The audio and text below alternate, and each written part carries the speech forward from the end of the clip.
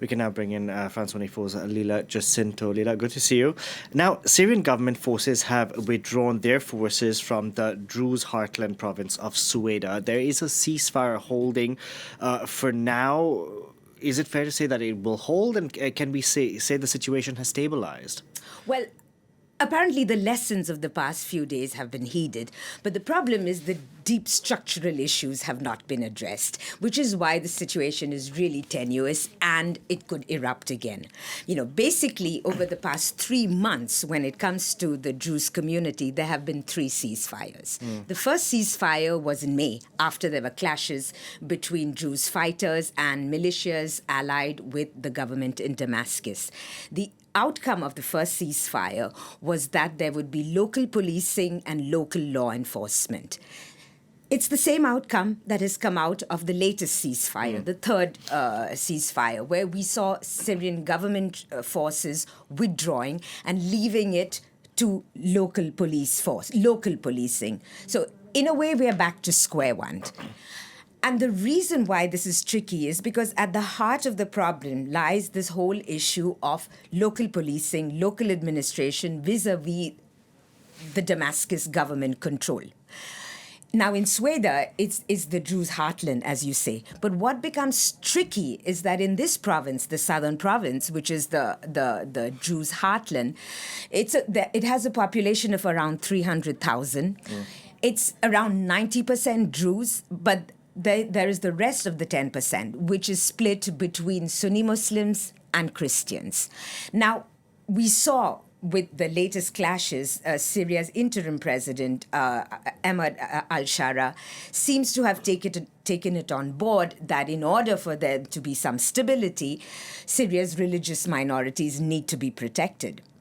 What makes, and this is across the board for all of Syria's minorities, whether they are Christians or Alawites, who are Shiites and Druze. The problem with the Druze is it gets complicated because of the involvement of Israel. Israel has taken itself to be the protector of this Druze community, and which is why it's really important to understand this Druze community, because they appear to be holding the keys of future stability in the Middle East and the Levant. So, as you mentioned, the Druze, we've been talking about the Druze for the past couple of days here on the channel. This is a community that is not often in the headlines, one can say. But why should we understand them? Why is it important for us to understand them? Well, it's important to understand them precisely because they hold the levers of how this future state is going to work out. Basically, what's important to understand with the Druze is that this was a community based around the Jabal Druze, the Druze mountains, that was split by national borders created by European colonizers. So if you look at a map, you see the divisions of the community. There's a community in Israel, mainly in the northern Galilee region and the Golan Heights area, which was annexed by Israel from Syria in 1967. In Lebanon, the Druze community can play a very important role in Lebanese politics. And in Syria, of course, we are talking about Sweida. But the thing is, there are also Druze communities living in the southern suburbs of Damascus.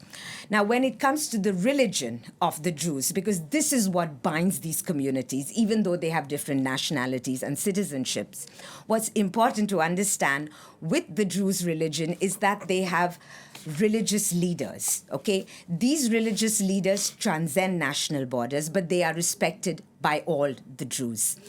The religion is very esoteric. It's an offshoot in the 11th century of Ismaili Shiism.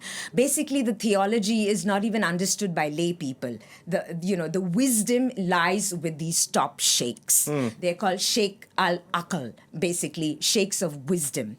And there are 5 Sheikh al-Aql, 5 top sheikhs, and they are based in 3 different countries. So Syria has 3 Sheikh al-Aql. Lebanon has 1 Sheikh al-Aql, and there is 1 residing right now in Israel. They listened, the faithful listened to all of them. But what is happening, the difference and the tricky part in Syria is that in Syria you have 3 top sheikhs, okay? And what they are seeing now is that in Syria, these religious figures are being forced to take on political positions, right? In Lebanon, for instance, there is a Sheikh al-Aql, but he's very much a religious figure. The top Lebanese Druze leader is a politician that we know, people in the Middle East know, Walid Jumlot. He's a socialist politician who has maneuvered Lebanese politics right through the Lebanese civil war, basically looking out for the community. So in a sense, he's a politician. In Israel, the Druze have they are very influential. They have Knesset members, they even have cabinet ministers, and they serve in the Israeli military force. The problem with Syria is that Syria has no history of representative democracy, right? For 50 years, the Assads ruled this country, and they basically kept the sheikhs in check by patronage. They paid them government stipends. They just bought them off in return for loyalty to the big man in Damascus.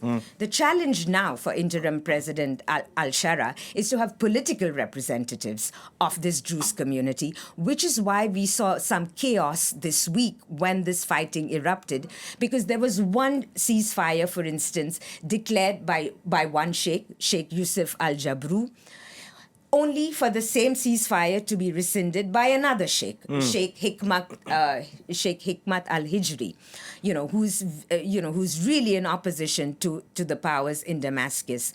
So in order for Syria to have some stability, what needs to come out is first and foremost disarmament of all the militias that erupted during the Syrian civil war, and for them to be political leaderships so that they can speak for their community and they can also interface with other communities, which is what the challenge of representative democracies are. Exactly. It's a tough task indeed. Thank you very much for that, Leela. Leela Jacinto there.